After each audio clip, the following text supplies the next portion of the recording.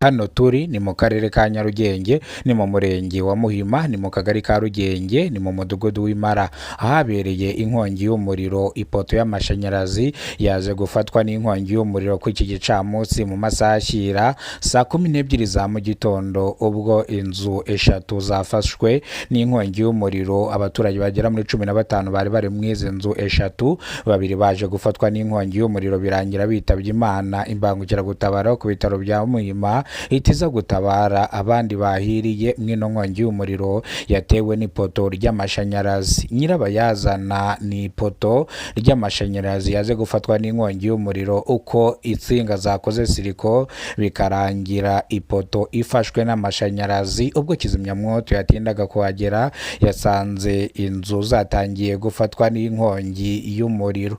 Ibi ngibi byatumye abaturage bahahamuka, abandi bagira ubwoba, bamwe batangira gutinya umuriro n'inkongi y'umuriro, dore ko kizimyamwoto yaje kuhagera ikahita izimya byihuse, n'izi nzu zarimo zifatwa n'inkongi y'umuriro nazo zikahita zizima. Ubwo abakozi ba REG bahamagarwaga ku muyoboro wa telefoni bavuga yuko bagiye kuhagera, batinze nk'iminota nka 30 baza nabo basanga kizimyamwoto yarangije kuzimya inzu zarimo zishya, nibwo bahise bihuta nabo bajya gukupa umuriro, ariko ntabwo batabariye ku gihe, dore ko babahamagaye nyuma ya saa 12 n'igice bakahagera saa 1:20, bivuze ngo batinzeho hafi isaha yose.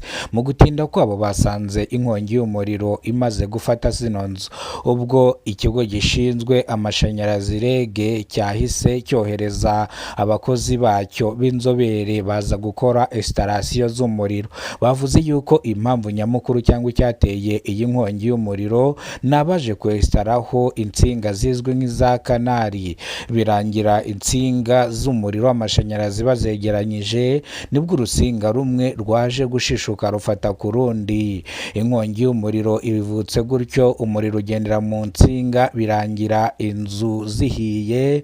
Ubwo kizimyamwoto yageraga yahise izimya no mazu yari ari mashya. Abakomeretse bajyanwe ku bitaro bya Muhima, bahita bahabwa tarasiferi, bahita bajyanwa ku bitaro bya Nyarugenge biherereye hano i Nyamirambo kuri 40 kugira ngo bitabweho n'abaganga b'inzobere, nibwo bahise bahabwa ubutabazi bw'ibanze. Bamwe mu baturage babonye inkongi y'umuriro bavuga yuko iyi poto yari iriho insinga nyinshi, ariyo mpamvu iyi poto yaje gufatwa n'inkongi y'umuriro, dore ko insinga zari ziriho zari za nta kigenda, ari twa dusinga dutonya twa pirate, aribyo byateye intandaro y'umuriro, bigatuma inyubako inzu zishya biturutse ku nsinga zari ziri kuri iryo poto, dore ko iyi poto yari yikoreye insinga gahishyi, insinga zirenga 35, bivuze ngo iyi poto yagemuriraga ingo zisaga 35 ari ipoto imwe. Bavuga yuko rero ariyo ntandaro kugira ngo iyi poto y'amashanyarazi ize gushya, ariko abaturage barashimira polisi ya Muhima yahise yohereza kizimyamwoto byihuse, dore ko yahamagajwe nyuma y'iminota 5 yari ihageze, yaje itarwiyambitse ihita itangira kuzima. Abaturage bashimira ubuyobozi ko butabarira ku gihe. Reka amakuru yacu tuyasubikire hano. Nimberwa bwa mbere ugeze kubona umuyoboro wa Kidasamura TV Rwanda, ibuka gukora subscribe, ufungura inzogera uzajya umenya byinshi dukora umunsi ku munsi.